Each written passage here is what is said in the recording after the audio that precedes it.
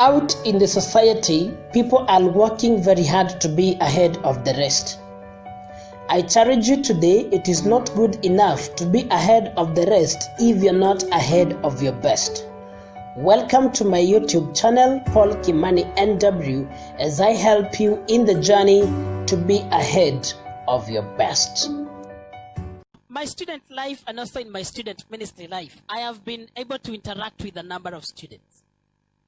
And in my journey in ministry and also as a student, of course I have made mistakes. Some which are too bad, some which are too shameful, some are very own personal struggles. And in real life, we are also having our very own personal struggles. We are even having struggles with our parents. We are having struggles even with the church. We are having fights even in our schools. There's one of the schools that I went and I found a bench that they call the gossip bench. I don't know why it was called that way, but that is the bench that the students have been using to sit down, to gossip, and of course to nickname teachers. And we also did some of these things. Personally, I nicknamed them, and I was also nicknamed when I was a teacher. In my few issues, in my few interaction with students, I've also made great achievements in life. Very great that I'm so proud of. Touched lives by the grace of God. On the other hand, we've also made great mistakes. I'm not here to justify maybe the end of the means, but I'm here also to encourage someone that some of the issues and the struggles and the pains and the shames that we have been through life might have even broken or brought down the empires that we had built. And I know you could as well be there. Out of the resolutions and out of the decisions, and out of maybe some of the things that you have done or you've gone through, they could be there standing behind your back, trying to bring you down. They could be there standing behind your back, trying to judge and condemn you. But how do we rise up all over again? The other day I made a video on my YouTube channel, trying to encourage someone to rise all over again from the dust. There is a way that you can go through issues in life, but by the end of it, you don't look like what you have been through.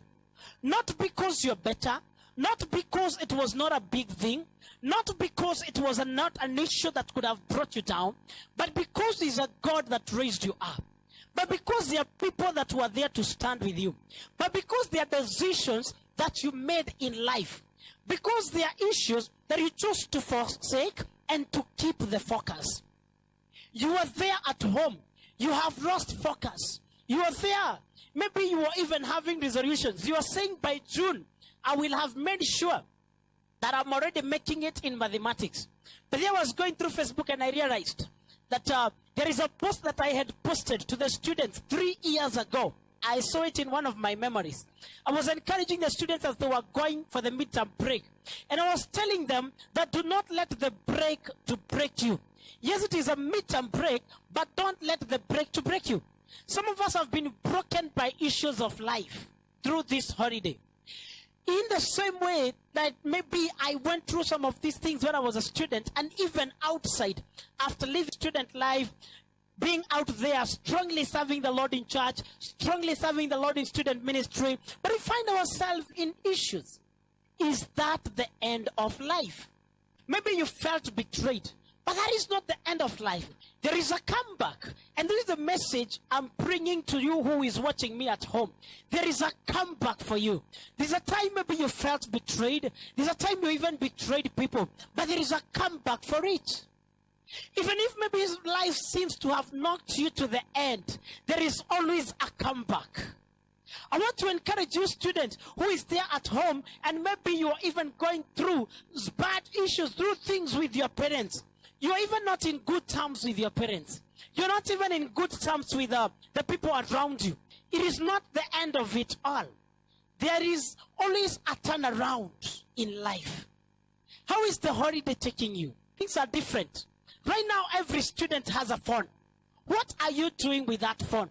Right now, every student is having the freedom. The parents are out of home. What are you doing with the freedom that you have? Right now, you're not at school. In fact, you've never had such a big holiday. If it is the campus students who are watching me, which are some of the decisions that you have made? Which are some of the resolutions that you have made already in life? Because in this life, unless we are going to make resolutions, we are going to find ourselves in the same issues. We're going to find ourselves rotating around the same clock thing, the same thing, round a circle of issues. Maybe you were there, you were a campus student, you had just joined campus, like one of my friends that I know. And then just after joining campus, issues zimekupata and you are at home because of corona. And you're not sure, but it seems like maybe actually you've even not done your first exam. Is that the end of life? Let's keep in sharing the comments.